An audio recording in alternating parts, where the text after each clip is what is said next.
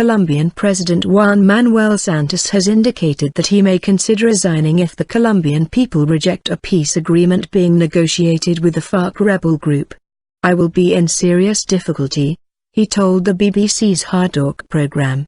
"But I am absolutely convinced that the overwhelming majority of the Colombians will support me," he added. Government negotiators have been engaged in talks with the left-wing rebels in Cuba since November 2012. It is expected that a peace accord will be signed in March 2016, putting an end to more than 5 decades of conflict.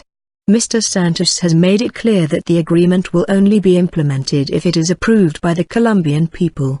"If we sign the final agreement around March, let's say, then the plebiscite will be done a couple of months afterwards," he told the BBC's Stephen Sacker. Mr. Santos insisted that if the agreement was to be rejected by Colombians, the deal with the FARC would be off despite more than 3 years of negotiations. The FARC has criticized the idea of a referendum, saying it was never meant to be part of the process.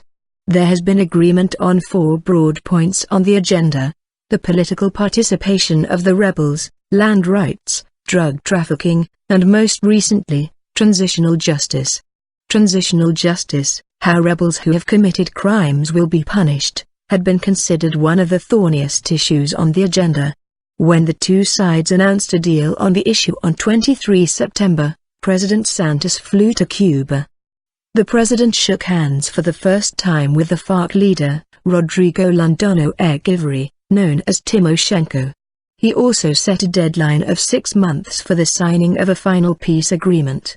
In the BBC interview, Mr. Santos said that Timoshenko and other rebel leaders would be welcomed in Colombian politics after the implementation of the accord.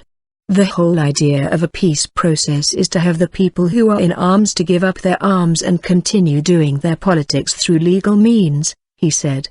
"When the deal is finalized, Colombia will reject any request from the United States to extradite Timoshenko and some 70 other FARC members sought for drug trafficking and other offenses," Mr. Santos added.